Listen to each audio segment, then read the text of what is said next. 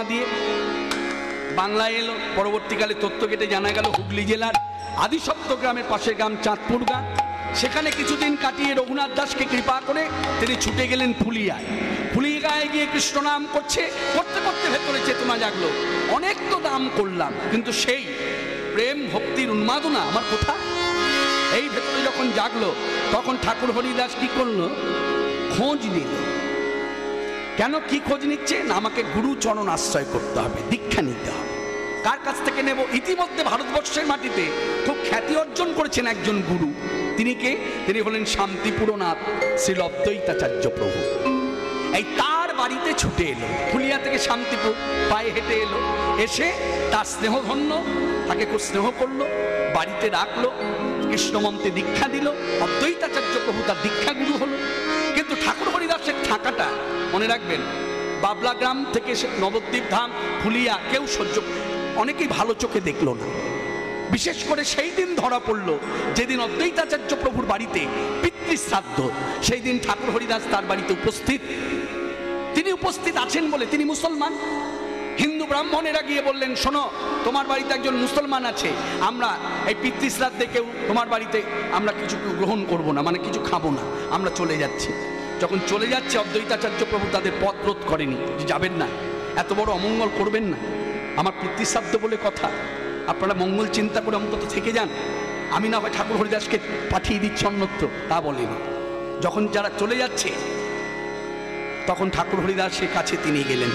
ঠাকুর হরিদাস বললেন, এ কি করলেন? আমার জন্য সব ব্রাহ্মণেরা চলে গেল, আপনি তাদের পথ রোধ করলেন না, আপনি আমাকে এত ভালোবাসেন। তখন অদ্বৈতাচার্য প্রভু ঠাকুর হরিদাসকে বলছে, হরিদাস,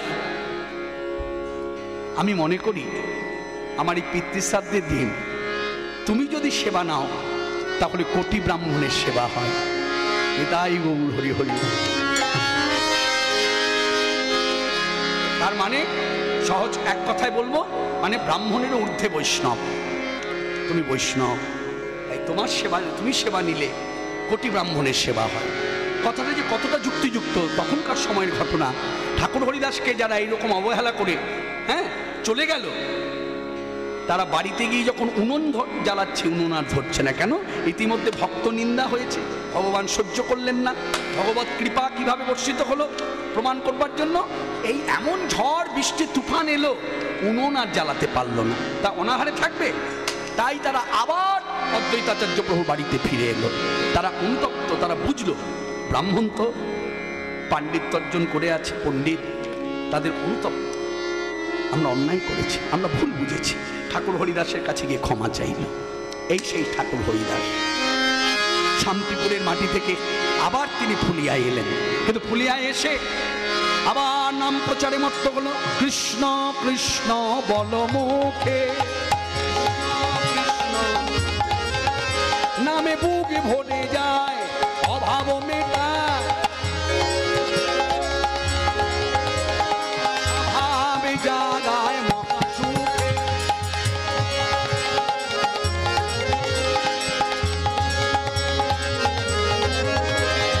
হরিদিন বন্ধু, চিরদিন বন্ধু, জীবের চির সুখে দুঃখে, ভজরে অন্ধ চরণারবিন্দ, ভজরে অন্ধ যাহার করুণা লোকে লোকে।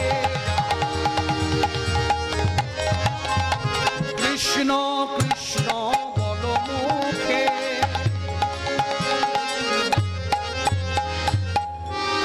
এইদিকে ইতিমধ্যে তাকে ধরে আনা হলো এই কার্যের জন্য। অন্যায় দেখে বাদশাহ কাকে বলছে? হুসেন শাহর লোকেরা হুসেন শাহর কথা মতো ধরে নিয়ে এলো হুসেন শাহর দরবারে। এবার মিলিয়ে নেবেন না যে আপনারা তো বক্তা হয়ে এখানে দাঁড়িয়ে ঠাকুর হরিদাসের জীবনী কথা বহুবার বলেছেন, তা হঠাৎ করে হুসেন শাহর দরবারে এলো, তাহলে তখন কি হুসেন শাহর আমল? ইতিহাস কি বলছে আপনারা সকলেই জানেন। ইতিহাস যারা পড়াশোনা করেছেন তারা নিশ্চয়ই আমার কথার সঙ্গে একমত। 1495 খ্রিস্টাব্দ থেকে, আনুমানিক 1495 খ্রিস্টাব্দ থেকে 30 বৎসর অবধি এই বাংলার মুলুকে পতি ছিলেন বাদশাহ হুসেন শাহ। নোটেশন করে রাখুন, আমি আগামীকালও এখানে আছি, 1টা থেকে 5টা পর্যন্ত হরিসভায় আসবো হরিকথা বলতে। তার আগ পর্যন্ত ওই পোস্ট অফিসের কাছে শ্রী শ্রী ভাষ্যবাশ্রম সঙ্গে দোতলাতে আমি আছি। আমি তথ্যটা দিয়ে গেলাম। আনুমানিক 1495 খ্রিস্টাব্দ থেকে 30 বৎসর পর্যন্ত বাংলার নবাব হুসেন শাহ এই বাংলার মুলুকের পতি ছিলেন। আর তখন বাংলার রাজধানী কোথায় ছিল? গৌড়। এই গৌড়ের পরিধিটা কতখানি, এই তথ্যগুলো জানা দরকার। তবে ঠাকুর হরিদাসের জীবনী কথা শোনাটা সার্থক, না হলে সব তালগোল পাখি একাকার হয়ে যাবে। আবেগে চললে হবে না, না হলে এই যুব সমাজ মেনে নেবে না। মনে রাখবেন, তখন বাংলার গৌড় ছিল রাজধানী। আর গৌড়ের পরিধি কতখানি ছিল? দৈর্ঘ্য লম্বায় 14 থেকে 15 মাইল, প্রস্থ 3 থেকে 4 মাইল। আর এই রকম পরিধি নিয়ে মনে রাখবেন, তখনকার সময় নিয়মাবলী, হুসেন শাহর কড়া নির্দেশ, অন্যায় কার্য যে করবে তাকে সেই সময়ে ওই গৌড়ের 22টি বাজার ছিল, বাজার ঘুরে ঘুরে তাকে কোড়া দেওয়া হবে। কোড়া মানে সহজ, এই যে হাত দিয়ে দেখাচ্ছি, কোড়া মানে তাকে মারা হবে। কি? চাবুক দিয়ে 22 বাজার ঘুরে ঘুরে তাকে বেত্রাঘাত করা হবে। তা এই যে মুসলমান হয়ে হিন্দু দেবতার নাম করছে, এটা অন্যায়। সেই অন্যায়ের জন্য বাদশাহ হুসেন শাহ দরবারে এনে দাঁড় করিয়েছে। হুসেন শাহ তাকে জিজ্ঞাসা করছে, আপনি কি জানেন আপনি মুসলমান? তখন ঠাকুর হরিদাস ওখানে দাঁড়িয়ে বলে দিলেন যে হ্যাঁ, আমি জানি আমি মুসলমান। তাহলে হিন্দু দেবতার নাম করছেন কেন? আপনি জানেন না এটা অন্যায়? আপনার যদি সকলের মঙ্গলের চিন্তা হয় যে সকলের মঙ্গল করব, আপনি আল্লাহর কাছে দোয়া ভিক্ষা করুন। একটা কথা বলি শুনুন। হরে কৃষ্ণ। এইদিকে কথার দিকে মন রাখুন, তথ্য দিয়ে মিলিয়ে নিন। যখন এই কথোপকথন চলছে তখন ঠাকুর হরিদাসের বয়স সীমা কত? 52 থেকে 53। ইতিমধ্যে মহাপ্রভুর আবির্ভাব হয়ে গেছে নবদ্বীপে। মহাপ্রভুর বয়স তখন কত? ঠাকুর হরিদাসের যখন বেত্রাঘাতের কথা চলছে, বেত্রাঘাত করবে, এইরকম পরিস্থিতি, এইরকম পরিবেশ সৃষ্টি হয়েছে, তখন মহাপ্রভুর বয়স সীমা 17 থেকে 18 বছর বয়স। আমি ভেঙে ভেঙে বলে দিচ্ছি, হয়তো যারা আজকে সভাতে এসেছেন তারা হয়তো প্রথমেই আজকে মনে হয় নতুন শুনলেন। তার জন্য আমি বলবো, ইউটিউব সাক্ষী রইল। তার জন্য আমি বলবো সবার কাছে, মানে কি স্মার্টফোন অনেকের কাছে আছে, সেখানে লিখে রাখুন এবং কথাগুলো আপনারা পোস্ট করে দিতে পারেন ফেসবুকে। তাতেও আমার কোনো বাধা, মানে কোনো বাধা দেব না, কারণ কথাগুলো খাঁটি কথা, কোনো ভেজাল নাই। 17 থেকে 18 বছর বয়স মহাপ্রভুর তখন। ইতিমধ্যে সেই পরিবেশ এসে গেছে, ঠাকুর হরিদাসকে গাছের সাথে বেঁধে মারবে। কেন? অন্যায় কি না, মুসলমান হয়ে কৃষ্ণ নাম করছে। তা তাকে বাদশাহ হুসেন শাহ বোঝালেন যে একটা কথা বলবো, আপনি এক কাজ করুন, হিন্দুদের ধর্মে মতে আছে কেউ যদি পাপ করে, অন্যায় করে, গঙ্গায় গিয়ে ডুব দেয়, গঙ্গা স্নানে পাপ ক্ষয় হয়ে যায়। আর আমাদের ধর্ম মতে আছে কেউ যদি অন্যায় করে, পাপ করে, কলমা পড়লে পাপ ক্ষয় হয়ে যায়। তাই গোড়াই কাজীকে ডেকে বলছে, এক কাজ করুন, কলমা নিয়ে আসুন, আপনি কলমা পড়ুন। যেই কলমা নিয়ে গেছে তার কাছে পড়বার জন্য, ঠাকুর হরিদাস দেখুন কিরকম মর্যাদা দিচ্ছে, কিরকম বৈষ্ণব, কিরকম হৃদয়। কলমাকে মর্যাদা দিলেন, হরে কৃষ্ণ। কলমাকে এইভাবে হাত দিয়ে দূরে সরিয়ে দেয়নি, কলমাকে মর্যাদা দিলেন, হরে কৃষ্ণ।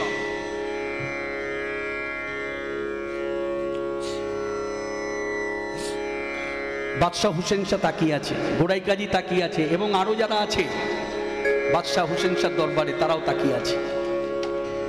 হঠাৎ করে ঠাকুর হরিদাস একটু তর্জন গর্জন করে বলে উঠলেন, কৃষ্ণ নামে করে যদি আমার হয় অপরাধ, তাহলে জনমে জনমে জনমে জনমে জনমে যেন আমি এমন করে করি অপরাধ, আমায় ভুলিতে বলো না কৃষ্ণ নাম, আমায় ভুলিতে বলো না কৃষ্ণ নাম।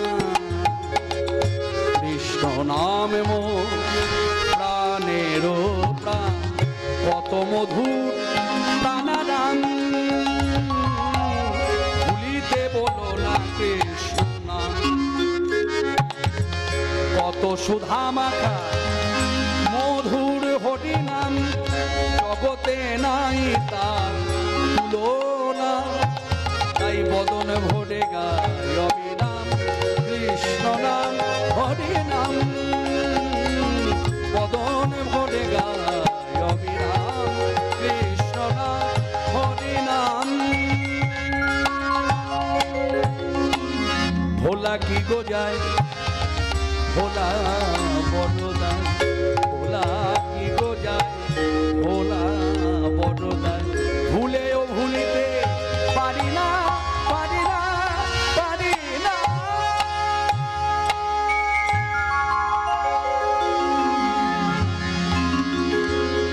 আমায় ভুলিতে বলো না কৃষ্ণ আমায় ভুলিতে বলো না কৃষ্ণ নাম। বন্ধ করুন বন্ধ করুন বন্ধ করুন। গোড়াই কাজী আপনি বলুন তোর কি শাস্তি হওয়া উচিত? ওকে 22 বাজারে বেত্রাঘাত করা উচিত। এই শুরু হলো 22 বাজারে অত্যাচার। ঘুরে ঘুরে 22 বাজার বেত্রাঘাত চলছে। পারছে না যে আরেকজনের হাতে দিচ্ছে চাবুক, এই না সে পারছে না যখন ক্লান্ত আরেকজনের হাতে, এইভাবে ঘুরে ঘুরে 18টি বাজার হয়ে গেল। মনে রাখবেন তখনকার সময় তথ্য যদি ঘেটে দেখা যায় সেখানে পরিষ্কার লেখা আছে সেই সময় 22 বাজারও ঘুরতে হতো না। কেউ অন্যায় করলে যদি চাবুক মারতো 22 বাজার ঘুরে ঘুরে 1 থেকে 2, 2 থেকে 3, তারপর পরিণাম সে মৃত। ব্যতিক্রম ঠাকুর হরিদাস। তাহলে শুরুতে যে তত্ত্বটা বলেছিলাম গত যুগের প্রহ্লাদ ঠাকুর হরিদাস, কথাটা ভুল না ঠিক বলুন? আপনাকে প্রশ্ন করেছি, বলুন ঠিক না বা ঠিক? ঠিক। প্রহ্লাদের ক্ষেত্রেই অত্যাচার হয়েছিল।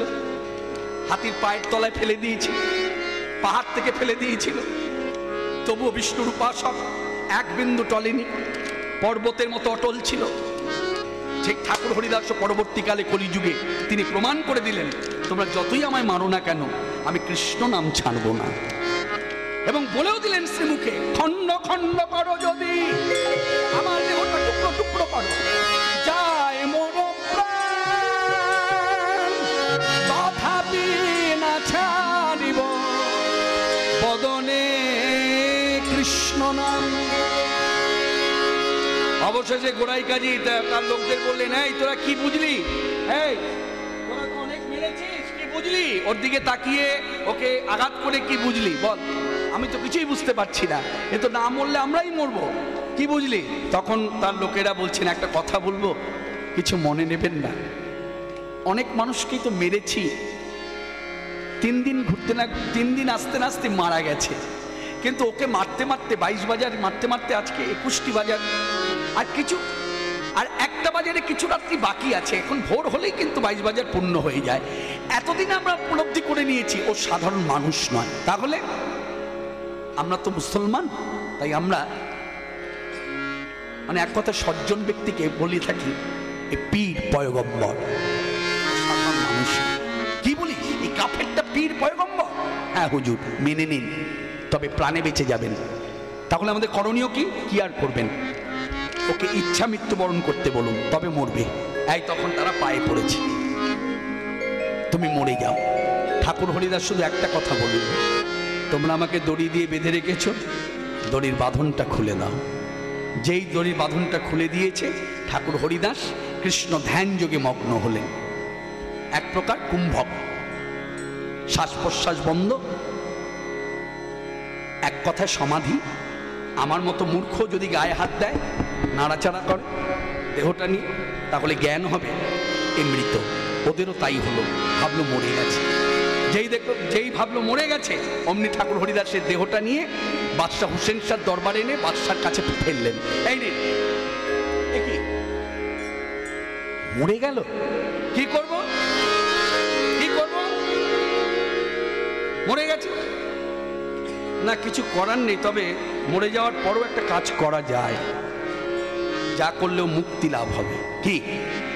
আমাদের ধর্মে আছে মৃত ব্যক্তিকে মাটি খুঁড়ে কবর দেওয়া, ওকে নিয়ে গিয়ে মাটি খুঁড়ে কবর দিয়ে দিন। অসম্ভব,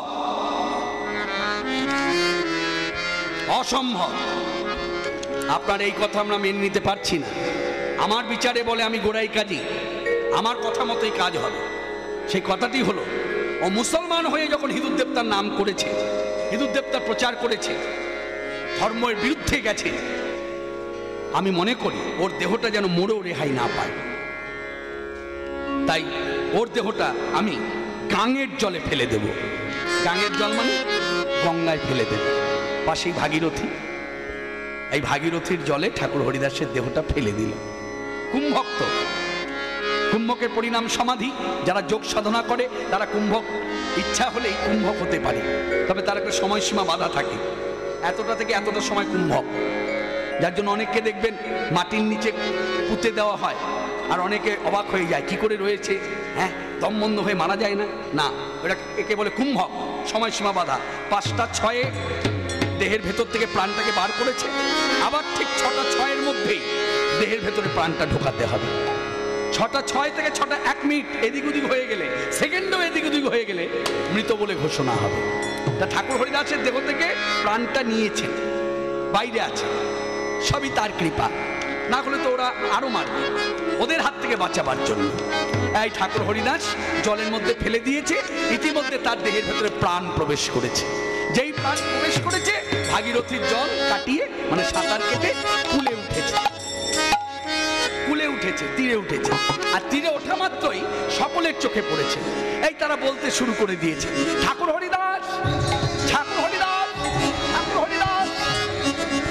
সারা পড়ে গেল বাংলায়, সবাই দেখতে এলো। ইতিহাস সাক্ষী বাদশাহ হুসেন শাহ তার বাড়ির লোকজন নিয়ে, তার দরবারের লোকজন নিয়ে সবাইকে নিয়ে দেখতে এলেন। এবং শুধু দেখতে এলেন না, বাদশাহ হুসেন শাহ দাঁড়িয়ে ঠাকুর হরিদাসের উদ্দেশ্যে বললেন, আপনি আমাকে ক্ষমা করবেন, আমি সকলের হয়ে আপনার কাছে ক্ষমা ভিক্ষা করছি। শুধু তাই নয়, আমি যা বোঝার বুঝেছি, তাই বুঝেই বলছি, আপনার যেভাবে ইচ্ছা, মনে যেভাবে ইচ্ছা, বাংলার যে কোনো প্রান্তে ঘুরে ঘুরে আপনি নাম প্রচার করুন, কেউ বাধা দেবে না। হ্যাঁ, এটা আমার কথা, আমি বাদশাহ হুসেন শাহ বলছি, কেউ বাধা দেবে না। যদি বাধা দেয়, আমার বর্তমানে আমি থাকতে তো কেউ বাধা দিতে পারবে না, আমার অবর্তমানে যদি কেউ বাধা দেয়, আমি ঘোষণা রাখলাম, আমি তাকে বর্জন করলাম। ঠাকুর হরিদাস শুনে বাদশাহ হুসেন শাহর দিকে তাকিয়ে একটু হাসি মুখে বললেন, হরে কৃষ্ণ। আপনি আমাকে দেখে বললেন, আপনি যেভাবে ইচ্ছা প্রচার করুন। আপনি জানেন আমি প্রচার করছি, কিন্তু আমি জানি যে পথে চালাবে সে পথে চলিব, যে কথা বলাবে সে কথা বলিব, যে পথে চালাবে সে পথে চলিব, যে কথা বলাবে সে কথা বলিব। দাও আমায় দাও প্রেম ভক্তি বল, নাও কেড়ে নাও পাবে পুণ্য ফল। দাও আমায় দাও প্রেম ভক্তি বল, নাও কেড়ে নাও পাবে পুণ্য ফল। এসরি দেহরি যাহা কিছু করি, সকলি তোমারি, সকলি তোমার। শয়ন গমন ঋষি জাগরণ, কিছু না আমারি, কিছু না আমারি, কিছু না আমারি।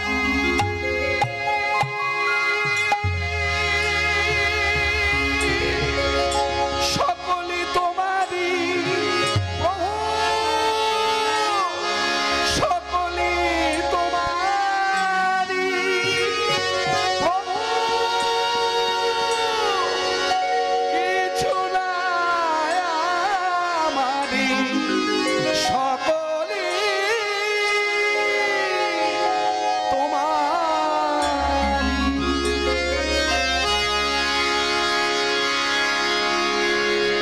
এইভাবে ঠাকুর হরিদাস 7 দিন ফুলিয়ার মাটিতে ভাবাবিষ্ট অবস্থায় তখন ভগবান চৈতন্যদেব মানে শ্রী গৌর সুন্দর ওই ভাবাবিষ্ট অবস্থার মধ্যে ঠাকুর হরিদাসের কাছে এলেন। হরিদাস কে? আমি এসেছি, আমি এসেছি। উলধ্বনি।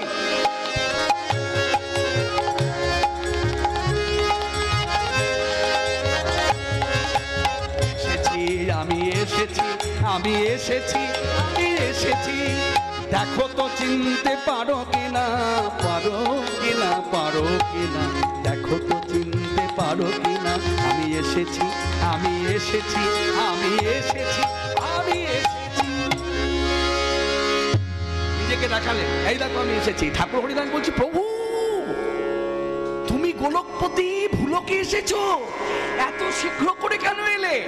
শ্রীকৃষ্ণ চৈতন্যদেব শ্রীমুখে বলছেন, ভগবান গৌর সুন্দর পরবর্তীকালে যার নাম হলো সাধু সন্ন্যাসী শ্রীকৃষ্ণ চৈতন্যদেব, শ্রীমুখে বলছেন, শীঘ্র আসিলাম তব দুঃখ সহিতে না পেরে। আহা, কত সুন্দর কথা, সহজ অর্থ। বলছে তোমার দুঃখ দেখে আমি আর গোলকে থাকতে পারলাম না, তড়া করে ভুলকে এলাম। জানো হরিদাস, প্রভু ওই পাপিষ্ঠ না, ওই যে যারা অন্যায় কার্য করছিল, তোমাকে 22 বাজার ঘুরে ঘুরে যারা মারছিল, বেত্রাঘাত করছিল, এমনকি তুমি যখন জল পান করতে চাইছো জলও দিচ্ছিল না, গালাগাল দিচ্ছিল, কটু কথা বলছিল, আমি কি করেছি জানো? ওদের হাত থেকে তোমাকে রক্ষা করবার জন্য আমি আমার দেহটা তোমার দেহের মধ্যে মিশিয়ে দিয়ে, মহাপ্রভু গৌর সুন্দর নিজেকে দেখিয়ে বলছেন, আমার দেহটা তোমার দেহের মধ্যে মিশিয়ে দিয়ে কি করেছি জানো? ওই 22 বাজারে বেত্রাঘাত আমি আমার অঙ্গে ধারণ করেছি। তখন ঠাকুর হরিদাস বলছে, তোমার অঙ্গে? কেন বিশ্বাস হচ্ছে না? বিশ্বাস হয়েছে। বলছি তুমি কেন নিলে, এটাই বলতে চাইছি, তুমি কেন অঙ্গে নিলে? তখন ঠাকুর হরিদাসকে দেখাতে, উপলক্ষ করে জগৎবাসীকে দেখাতে, চৈতন্য চরিতামৃতে, আহা হরে কৃষ্ণ কবিরাজ গোস্বামী পাদের কলম, মহাপ্রভু গৌর সুন্দর ঠাকুর হরিদাসের সঙ্গে সম্মুখে দাঁড়িয়ে কথা বলছিলেন, সামনাসামনি মুখোমুখি। এবার ঠাকুর হরিদাসকে পশ্চাৎ ভাগে রাখলেন, নাহলে তো দেখানো যাবে না।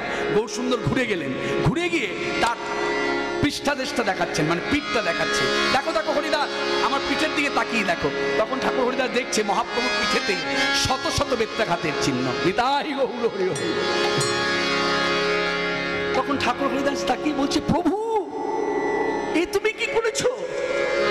বিস্মিত হরিদাস দেখো হতবাক, বিস্মিত বিস্মিত হরিদাস প্রভুর পৃষ্ঠ ছিন্ন ভিন্ন, বেত্রাঘাতের শত চিহ্ন দেখে হায় হায় করে হাহুতাশ। হায় হায় হায়। আমরা যেমন বিভিন্ন বিপর্যয়ে হাহুতাশ করি, কাউকে করতে দেখি, ঠাকুর হরিদাস ভগবান চৈতন্যদেবের পিঠে বেত্রাঘাতে চিহ্ন দেখে নিজে কপাল চাপড়াচ্ছেন, হাহুতাশ করছেন, হায় হায় হায় একই কথা।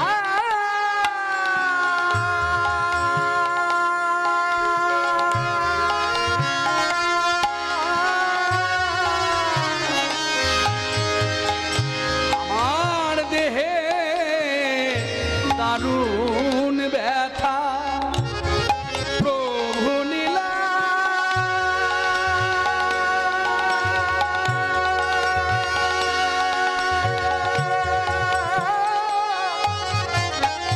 আপনার অঙ্গে প্রভু নীলা, আপনার অঙ্গে। না না, এ দুঃখ রাখার ঠাঁই নাই, আমি মরিয়া কেন, আমি ডুবে গেলাম অপরাধ পঙ্কে। এ হেন কৃপার কথা তোমরা কেহ কি শুনেছ কোথা? আমার আঘাতে প্রভু দীর্ণ বিদীর্ণ, কহে মহানাম ব্রত আরো দেখিবে কত। পাপিয়া লিঙ্গিয়া হবে প্রভু কালো বর্ণ, পাপিয়া লিঙ্গিয়া হবে প্রভু কালো বর্ণ। চৈতন্য ভাগবত এই গ্রন্থ পাঠ যারা শুনে অভ্যস্ত, সেখানে জানবেন বৃন্দাবন দাস ঠাকুর জগাই মাধাই উদ্ধার লীলা বর্ণনা করেছেন। সেখানে জগাইকে উদ্ধার করতে গিয়ে এই গৌর সুন্দর গৌরবর্ণের যুবক কালো বর্ণ হয়েছিল। এই সিদ্ধান্তটা জুড়ে দিলাম। তাহলে এটা বাংলার ঘটনা, এটা কলিযুগের ঘটনা। পাপী ছিল জগাই, জগাইয়ের দেহের পাপ তাপ প্রভু আমার করিলেন হরণ। প্রভুর দেহ হইল কালিয়া বরণ। অদ্বৈতাচার্য প্রভু দর্শন করে বলছে, প্রভু তোমাকে দেখে মনে হয় যেন সাক্ষাৎ গোকুল চন্দ্র যেমন। নিতাই গৌর হরি হরি। তাহলে কথাটা সত্য। এটা ঠাকুর হরিদাসের পরের কথা, হরিদাস এসে মিলিত হবে তার পরের ঘটনা। তাই বললেন আরো কত কি দেখবে বাংলার মানুষ, ওহে জগৎজীব অপেক্ষা করো। এ তো কিছুই নয়, তারপর আরো আরো গ্রন্থে লেখা হয়েছে। মহাপ্রভু বলছেন শ্রীমুখে, হরিদাস জানো ওই পাপিষ্ঠরা যখন তোমার চাবুক দিয়ে মারছিল, বেত্রাঘাত করছিল, কথা বলছিল, আমার এত ক্রোধ হয়েছিল, ওই ক্রোধবশত বৈকুণ্ঠের সুদর্শন চক্রকে আমি ডেকেছি। তারপর আমার ডাকে সাড়া দিল, আমার কথার মর্যাদা দিল। আমি তাকে ডেকে কি বললাম জানো? শীঘ্র করে ধরাই যাও। সে দাসের মতো ভাব নিয়ে বললেন, প্রভু আপনি বলুন আমার করণীয় কি? ধরায় গিয়ে আমার হরিদাসকে যারা বেত্রাঘাত করছে, আমার হরিদাসকে যারা গালাগাল দিচ্ছে, আমার হরিদাসের জলপান যারা বন্ধ করে দিয়েছে, তাদেরকে গিয়ে তুমি তো লৌহস্ত, তোমার ক্ষমতা আছে, তুমি বল প্রয়োগ করো, তুমি কেটে তাদের টুকরো টুকরো করে দাও। তারপর আমার আদেশ অনুসারে বৈকুণ্ঠে সুদর্শন চক্র ধরায় নেমে এলো। যারা তোমায় মারছিল তাদের কাছেও পৌঁছলো, কিন্তু পৌঁছে গিয়েও তাদেরকে স্পর্শ করা তো দূরে থাক, আঘাত করা তো দূরে থাক, তাদের নিকট পর্যন্ত পৌঁছতে পারেনি। তার আগেই ওই সুদর্শন চক্র এত বলবান, সে শিথিল হয়ে ঘুমে পড়ে গেল। হ্যাঁ, মাটিতে আশ্রয় নিল। কেন প্রভু কেন? ঠাকুর হরিদাস যদি এইভাবে প্রশ্ন না করতো, আজকে আমি আপনি কেউ জানতে পারতাম না। মহাপ্রভু গৌর সুন্দর সে মুখে বলছে, জানো হরিদাস এর মূলে কে? এর মূলে তুমি। আমি কি করেছি? ওই যখন ওরা মারছিল তখন তুমি ওদের জন্য ভগবান শ্রীকৃষ্ণের কাছে দাসের মতো দৈন্যতা নিয়ে বিনয়ী হয়ে হাত জোর করে করজোরে বললে, এসব জীবের কৃষ্ণ করহ প্রসাদ, মরদ্রগে ইহাদে না লহয় অপরাধ। মুখে বলেছো, তুমি বলেছো ভগবান শ্রীকৃষ্ণের কাছে ওদের দোষ ধরো না, ওরা আদেশ পালন করছে মাত্র, ওদের অপরাধ ক্ষমা করো। তাই সুদর্শন চক্র ওদের কাছে পৌঁছতে পারেনি, এবং টুকরো টুকরো করা তো দূরের কথা। তাই এক কথায় বলি, তুমি যার মঙ্গল চাও, বৈকুণ্ঠের সুদর্শন চক্রের সাধ্য নাই তার ক্ষতি করে। মাননীয় ভক্তমণ্ডলী, আজকের সভাতে আমরা যারা উপস্থিত প্রত্যেকেই সার কথাটা নিয়ে ভক্তি ভরে গৃহে ফিরব।